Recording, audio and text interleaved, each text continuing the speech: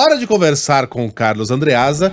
O Andreasa, além de tudo que já fez, de toda a sua história, de toda a sua barba bem aparada, de suas camisas bem passadas, daquele armário cheio de jacarezinho, hoje não tá muito bem. Não, vai ter que aparar pra mais tarde, eu acho. Além de tudo, o Andreasa... Não queria dizer nada. Já marcou aí no barbeiro, Andreasa? Não, eu faço em casa, que tem que economizar, né? E eu também tenho medo, não tô indo a muitos lugares que não seja... Aliás, eu só venho à minha casa e a esse grupo de comunicação, né? E sim, senhora, chefe, vou dar uma parada. Entendeu, né? Tá. Entendi, tá dado o recado. Daquele armário cheio de grifes, né? O armário do Andreasa tem mais jacaré que o Zoológico de São Paulo. É tipo da Mônica, né? Você entra lá e é o armário da Mônica, tá todo igualzinho. Hoje o Andreasa vai entrar no panteão dos mediadores de debates políticos no Brasil. Muito bem. Parabéns. Rapaz. Isso é uma honra mesmo. É uma Andreasa, honra. O que você espera encontrar nesse debate aí do Rio de Janeiro tão movimentado? Megali, eu fico muito honrado com essa oportunidade, porque o debate da Band, especificamente, não importa qual seja o ente federativo, prefeito, governador, presidente, ele é associado, é um símbolo do processo de redemocratização do Brasil, né? Quem gosta de política, quem acompanha o debate público, se acostumou com essa cultura, se convertendo em tradição da Band de ser a primeira a organizar, a sediar os debates. Então, eu que até outro dia era espectador, hoje estarei mediando, né? A expectativa para mim é que eu seja invisível, mero árbitro, mero tocador de bloco para que os candidatos falem. Sobre o debate em si, eu tenho várias expectativas. É uma eleição que acontece, não tem precedente, em meio a uma pandemia.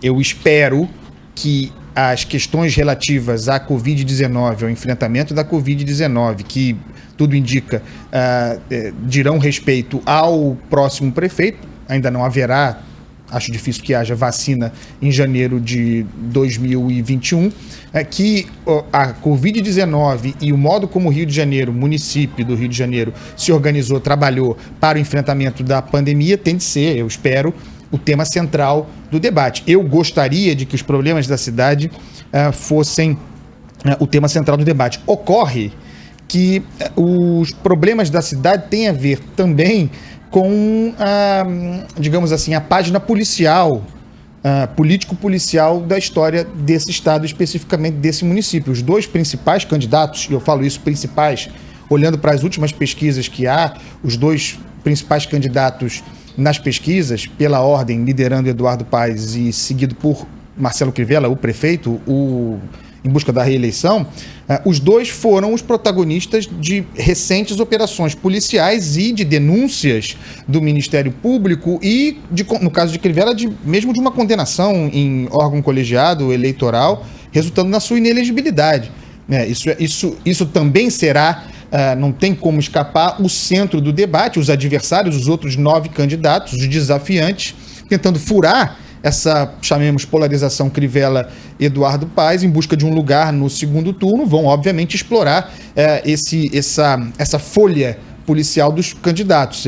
Tenho curiosidade, por exemplo, também, falando sobre isso, sobre aqui, segundo as pesquisas, seria a principal desafiante nesse momento, Marta Rocha. Muito próxima dela vem a Benedita da Silva do PT, mas a Marta Rocha do PDT, me parece, eu não posso chamá-la de outsider, porque ela tem uma história na Polícia Civil, ela já foi deputada, ela não é uma outsider, assim como Jair Bolsonaro, por exemplo, nunca foi um outsider. Mas ela é alguém de fora numa eleição majoritária que talvez haja uma forma de ela crescer. Eu quero ver como ela se comportará nesse debate. Vamos lembrar que tem uma fragmentação da esquerda, chamemos assim, também aqui no Rio de Janeiro. Se nós somarmos, grosso modo, as intenções de voto da Marta Rocha, do PDT, candidata do Ciro, e Benedita da Silva, do PT, candidata de Lula, nós chegamos a cerca de 20% dos votos, né? Mas estão separadas. Será que se uma delas se mantiver consistentemente à frente, ali na terceira colocação, se desgarrando dos demais, será que não pode haver um voto útil, uma migração, atraindo os votos da esquerda para esse candidato, furar essa dupla o espaço dessa dupla Crivella e Eduardo Paes. Então, o comportamento dessas duas, as principais desafiantes à esquerda, é muito interessante. Tem também, Megali, o candidato Luiz Lima, deputado federal, ex-atleta olímpico, do PSL. A sua candidatura foi muito ruim para o Marcelo Crivella, porque divide também o campo da direita e divide, sobretudo, as atenções ou uma maior atenção de Jair Bolsonaro, porque Luiz Lima é da base bolsonarista, deputado federal, muito ligado ao bolsonarismo, fiel ao presidente Jair Bolsonaro. Com o Luiz Lima, pelo menos no primeiro turno, eu acho que fica mais difícil uma participação ostensiva de Jair Bolsonaro diretamente na campanha de Crivella ou de Luiz Lima. Isso pode mudar no segundo turno. É muito interessante também ver se esse debate aqui no Rio terá algum grau de nacionalização, se os candidatos trarão para o debate a discussão nacional, se nós teremos uma presença de Jair Bolsonaro para o bem ou para o mal, se nós teremos uma presença de Lula, se Benedito da Silva trará Lula para o debate, se Ciro Gomes estará presente no debate, enfim, muitas questões, muita dinâmica acontecendo a ser acompanhado. Tem também, Megali, a candidata Glória Heloísa, né, que foi forjada em laboratório para reproduzir o fenômeno Wilson Witzel 2018. Ela é ex-juíza também, é do PSC, partido do Wilson Witzel, seria a candidata do governador afastado, Wilson Witzel, e do presidente do PSC, Pastor Everaldo. A Glória Heloísa se lançou a candidatura e de repente ficou sem padrinho, né? Ela era uma aposta de outsider, mas não tem mais base, não tem da onde tirar forças.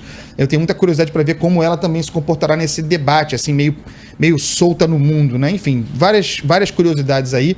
Um debate que promete, espero que vá bem, com, claro, debate, polêmica, enfrentamento, mas com as questões da cidade em primeiro lugar. A expectativa é essa. O Andreas, a gente estava falando mais cedo que nós somos debatófilos. Eu, pelo menos, eu adoro debate, eu sou apaixonado, revejo e vibro a cada vez que revejo os momentos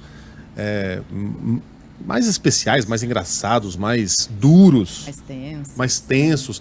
E os momentos mais folclóricos também. Eu lembrei mais cedo de uma do Rio de Janeiro, que foi muito engraçada no último debate ao governo, em que estava Márcia Tiburi, candidata do PT, fazendo aquele discurso de Márcia Tiburi, só vejam ao meu redor homens brancos, heterossexuais. E aí o Romário levanta o dedo e fala, dá licença, eu sou negro. Dá licença. E no último debate, para a prefeitura do Rio de Janeiro, a gente teve aquele momento muito tenso, né, que foi o piripaque do Flávio Bolsonaro. Tinha ouvinte mais cedo, lembrando disso. Ele desmaiou, né, e isso não foi engraçado, isso não tem graça nenhuma. Mas hoje a gente consegue rir da reação do Jair Bolsonaro, que estava na plateia e a gente ouvia ele gritando. Foi naquele dia que a gente descobriu... Tira a mão do meu filho, comunista! Ele não queria que a Jandira Fegali, que é médica, tocasse no Flávio, porque vai que ele pega comunismo. E foi naquele dia... ô Andreasa, que a gente descobriu que ele numerava os filhos. 01. Porque 01, ninguém entendeu que diabo era 01. Foi ali que a gente descobriu que os filhos tinham numeração. Foi tenso aquilo, foi tenso, né? O 01 ficou verde e desmaiou, uma cena grotesca.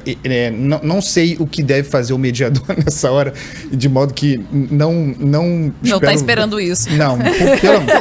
Eu queria... Peraí.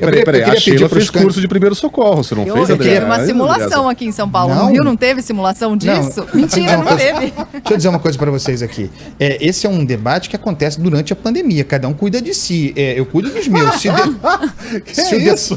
Se o candidato passa mal, acho que outras pessoas mais habilitadas para socorrer haverá. O que eu posso dizer é o seguinte, aos candidatos: se alimentem bem, se hidratem, não façam campanha na rua, nem é recomendado durante a pandemia, não se desgastem, descansem, se preparem para o debate, e outra coisa, não comam porcaria também, né? Comam bem, mas não comam em excesso. Então tá dado aí a dieta. O Flávio comeu chocolate.